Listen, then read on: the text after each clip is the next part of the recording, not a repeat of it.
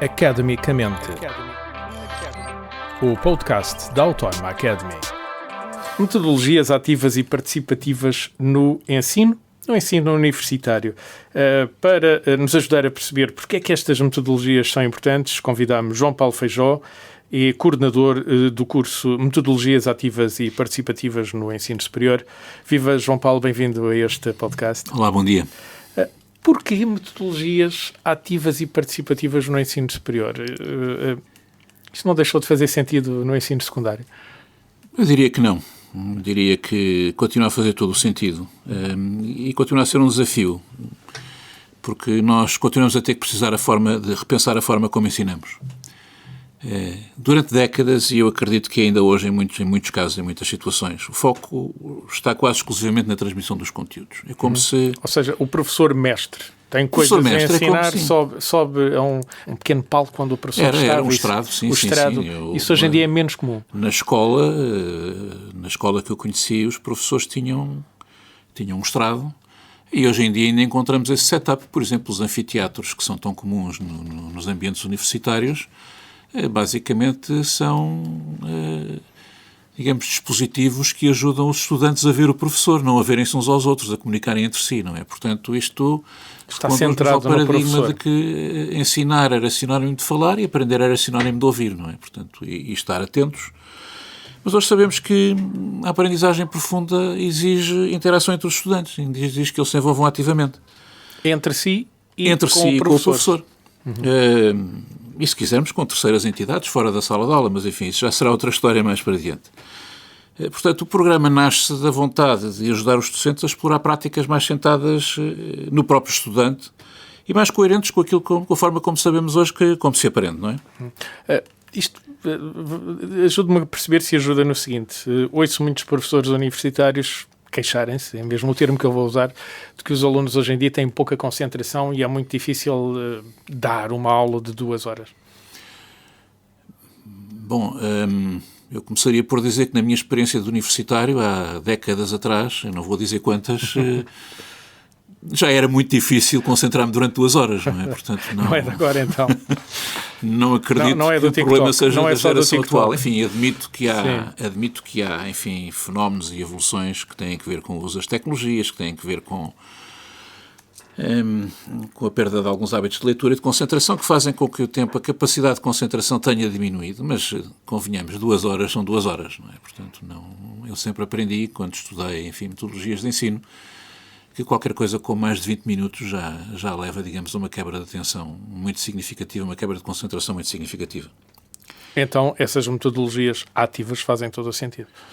Fazem e foram identificadas pelos próprios alunos, não é? Portanto, nós tendemos a avançar para este programa porque num inquérito que realizamos no âmbito de um projeto aqui na Universidade, há cerca de ano e meio atrás, detectámos justamente esta necessidade, esta queixa dos alunos de que consideravam que os métodos de ensino eram maçudos, que eram, para utilizar a expressão deles, secantes. Uma seca. Secantes. E os próprios professores, nesse mesmo inquérito, reconheceram a mesma coisa. E, portanto, não direi que são todos, não é? Que todos reconheceram, mas, enfim, basicamente procuramos reagir ao apelo de alguns que disseram: sim, senhora, nós reconhecemos esta lacuna, reconhecemos este problema e gostávamos de perceber como é que o podemos ultrapassar. É necessário formação para os professores universitários, então? Eu diria que é necessária formação para todas as profissões ao longo da vida, no tempo em que vivemos. E os professores universitários estão incluídos, não é? Os professores em particular, num contexto em que os saberes, enfim, não estou obviamente a falar de todos os saberes ao mesmo tempo e por igual, mas muitos saberes hoje têm, digamos, um tempo de vida muito mais limitado do que tinham no passado, não é? Portanto, uma coisa será, por exemplo, a matemática, em que, enfim, os saberes são relativamente estáveis, sobretudo nos níveis de ensino que estamos a falar, mas, tipo, nas ciências da natureza, as coisas estão constantemente a mudar, com novas descobertas, e isso tem que ser repercutido nos sistemas de ensino. Se quiséssemos dar aqui uma ajuda aos nossos colegas professores universitários, há 2 ou 3 metodologias que pudesse exemplificar, que dissem, se fizermos isto, amanhã as aulas começam a ser pelo menos mais ativas. Sim, eu diria que eu começaria pela aula invertida, talvez. A aula invertida é um conceito muito simples, famoso flipped classroom. Não é uma aula virada ao contrário, é outra coisa. É, digamos, a sequência tradicional que é invertida, não é? Virada ao contrário, no sentido em que, vamos lá ver, numa abordagem convencional, e vou obviamente caricaturar, portanto, os meninos, estou a referir-me agora para a simplicidade, ao ensino básico. Os meninos ouvem o professor na aula explicar a matéria e depois vão para casa fazer problemas, resolver exercícios ou preencher sebentas, ou seja o que for, para fixarem a matéria, para explorarem a matéria. Bem, mas não vou debater se isto leva a alguma exploração ou não. Pode-se fazer de outra maneira.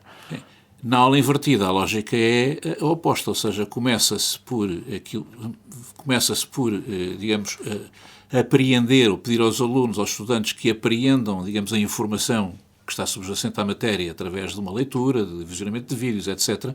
E depois a aula é reservada para discutir, explorar, explicar, para debater. Ou seja, não qual é para a vantagem? expor. Não para expor. Não para expor.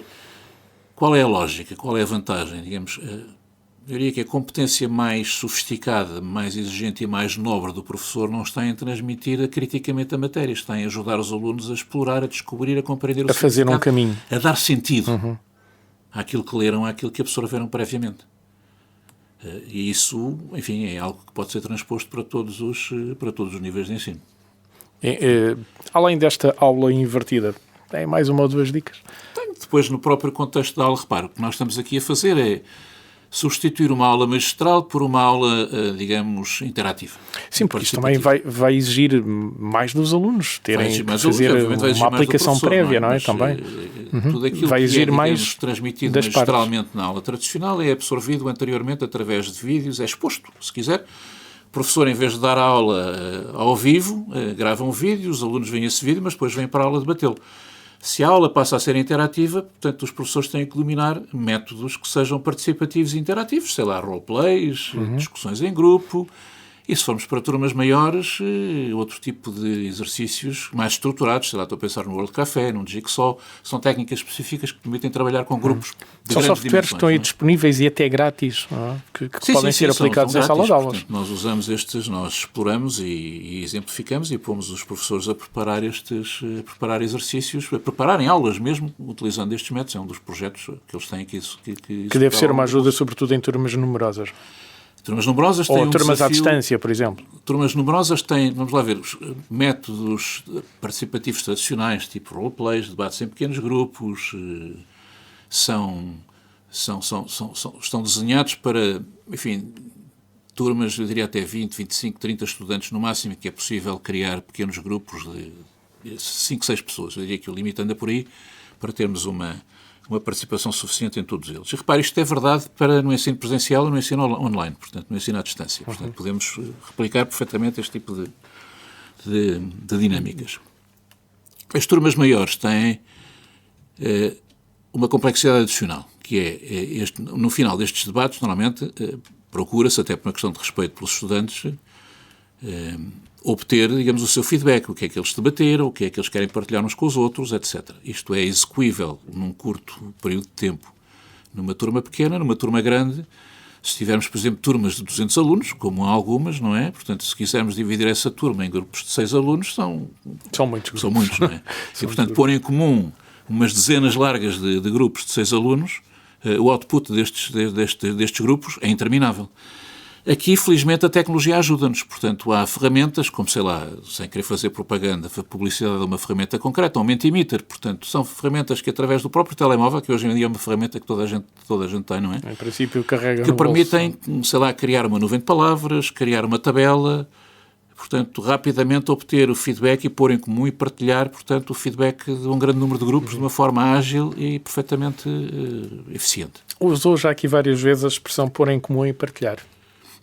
Isto é fundamental, porque estamos a falar de metodologias que não são só ativas, são, como disse, também participativas. É fundamental, mas eu diria que é preciso fugirmos um bocadinho à noção de que tudo, em todas as circunstâncias, tem que ser posto em comum. Repare, o essencial da aprendizagem decorre na própria discussão no pequeno grupo.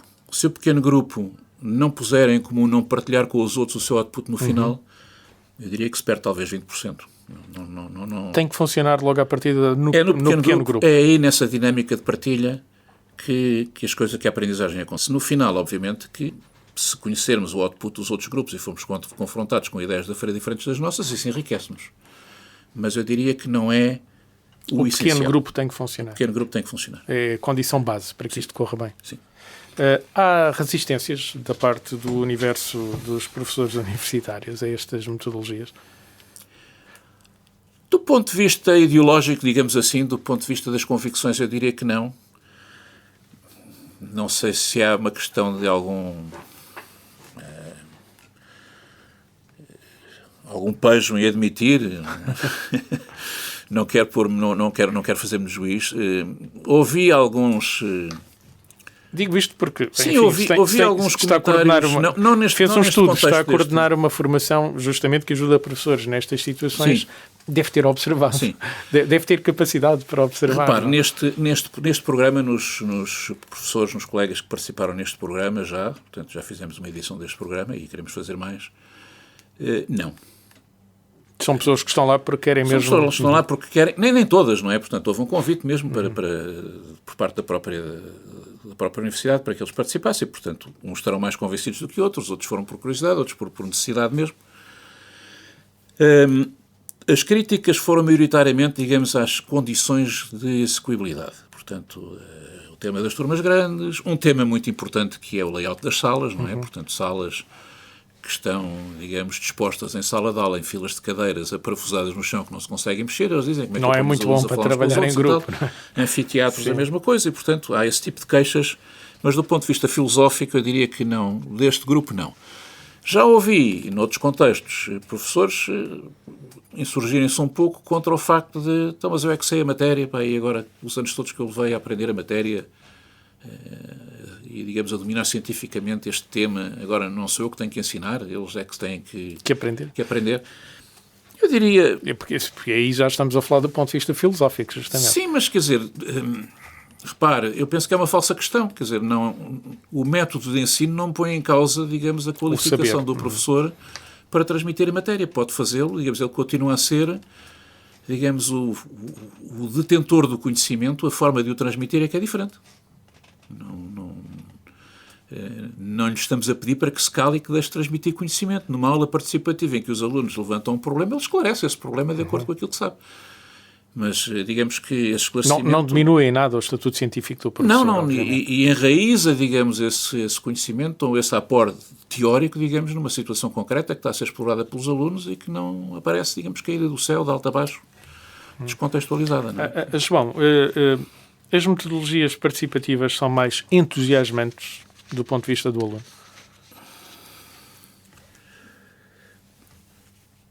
Eu tenho alguma dificuldade em responder porque eu não dou aulas, digamos, aos alunos dos cursos conferentes de grau. Portanto, dou aulas a adultos e nos adultos posso afirmar que sim. Nas licenciaturas há poucos alunos com 17 anos, mas sim, pois, estamos a falar de outra média de idade. Falar de adultos, estamos a falar de outra média de idade. Já, sim, portanto, sim.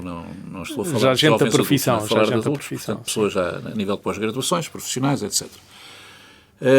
Diria que sim. Os alunos não vejo porque não, quer dizer, aliás, eu tenho experiências de animação de grupos noutros contextos, no escotismo, por exemplo, e aí lido com jovens adultos, 16, 17, 18, 19 anos, e sim, quer dizer, aliás, mas poder-me dizer, mas esses já estão habituados porque é a própria essência da metodologia escotista, do movimento, é a dinâmica de grupo, portanto, é a participação ativa. Portanto, já estão, de certa forma, formatados para isso. Mas não creio que isso seja determinante. Acho que os jovens, se tiverem uma oportunidade... Acho que é pelo contrário. Eles querem ser ouvidos e querem ter a possibilidade de dar as suas opiniões. Portanto, E agora uma pergunta difícil. Falou que havia, não por questões filosóficas, mas eventualmente ainda algumas resistências, e até deu aqui o exemplo muito de ser citado o espaço físico, como uma dificuldade para uma boa implementação em sala de metodologias ativas e participativas. Como é que se podem ultrapassar resistências? Desaprofusão de cadeiras? Além destas físicas. Bem, estas físicas são difíceis. Eu diria que devem ser um osso duro do roer. Resistências... Não, estava a brincar. Resistências do ponto de vista filosófico. Vamos lá. Eu diria que é com franqueza, debatendo com franqueza e com tolerância relativamente aos pontos de vista diferentes. Uma das coisas que nós dizemos sempre, portanto, aos nossos colegas quando vêm frequentar programas de formação deste género é que não há aqui proselitismo, ou seja, nós não queremos convencê-los. Respeitamos as ideias, queremos expor-lhes uma alternativa e deixar ao critério deles se essa alternativa é execuível, se traz vantagens, se enriquece, portanto, a prática docente deles ou não. Se eles continuarem a achar que no contexto deles, portanto, são preferíveis outros métodos, por que não? Porque não? Quer dizer, não somos nós que temos, digamos, a capacidade de ajuizar aquilo que é melhor para os outros. Portanto, agora, isso é diferente do que ignorar, meter a cabeça na areia e ignorar que há alternativas em relação às metodologias convencionais, sobretudo num contexto, e aqui estamos a falar não de todos os níveis de ensino, mas concretamente do ensino superior, quando, à saída do ensino superior, eles vão enfrentar uma vida profissional em que o tipo de competências que são cada vez mais exigidas são competências que não se adquirem com as metodologias convencionais. São competências grupais, trabalho em grupo, quando se pede pensamento crítico, capacidade analítica, criatividade, resolução de problemas, isto aprende-se ouvindo? Não, isto aprende-se fazendo.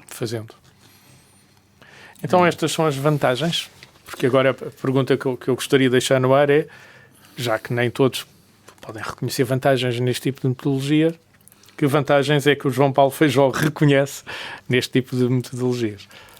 Este tipo de metodologia vejo desde logo, digamos, do ponto de vista motivacional, vejo desde logo, digamos, uma forma de responder mais às preocupações, aos gostos, às preferências dos jovens. Portanto, se nós conseguimos cativá-los e motivá-los para aprender, melhor aprendem, não é? Portanto, e colocá-los no centro do próprio processo de aprendizagem é também, digamos, criar-lhes a responsabilidade de aprender pela vida toda. Portanto, é uma forma de responsabilizar o estudante. É uma forma de ensiná-lo a aprender, que é aquilo que ele vai precisar de fazer pela vida toda. Portanto, se nós o treinarmos a ouvir passivamente e a aprender quando está sentado e alguém lhe quer ensinar alguma coisa, ele vai reproduzir essa atitude na sua vida futura, provavelmente, e vai ficar à espera que alguém lhe ensine alguma coisa sem tomar a iniciativa de aprender. Tem condições para correr mal. Tem condições para correr tudo muito mal. Se olharmos para o mundo profissional, não é assim que a vida funciona, não é? Se nós, pelo contrário, ensinarmos a aprender, acredito que pela vida fora alguma dessa capacidade vai continuar viva e vai estimulá-lo a continuar a atualizar-se e a aprender pela vida fora, sem o que está condenado ao insucesso. Portanto, não quero com isto afirmar que estes métodos sejam, digamos, uma receita segura e infalível para isso, mas é seguramente melhor do que aqueles que existem. Do que os métodos tradicionais. Porquê? Porque são passivos, porque treinam o aluno a estar à espera de que alguém lhe ensine. Treinam a passividade. É fácil responsabilizar estudantes pela sua aprendizagem? Não. Não é fácil responsabilizar ninguém pela sua aprendizagem, mas é preciso. Considerando a alternativa, eu costumo... Ninguém disse que o trabalho era fácil. Acho que era o Mark Twain, isto não vem no contexto da aprendizagem, mas por analogia percebe onde eu quero chegar. O Mark Twain, acho que era o Mark Twain que dizia a propósito da velhice que envelhecer não é tão mau, ou talvez o Maurice Chevalier era um deles, tinha esta citação. Se pensarmos bem, envelhecer não é tão mau como parece, sobretudo se considerarmos a alternativa. Sim, a alternativa é mais desagradável. Está ao mesmo nível, então. A alternativa será mais desagradável. João Paulo Feijó, muito obrigado pelo tempo que pode despender a ajudar-nos a perceber que existem metodologias ativas e participativas e que podem ser usadas no contexto universitário, sobretudo para benefício da aprendizagem, mas também da vida futura dos alunos. Obrigado por este tempo que pode despender. Parece, o prazer foi meu. Obrigado. Academicamente. Este programa foi gravado nos estúdios da Universidade Autónoma de Lisboa.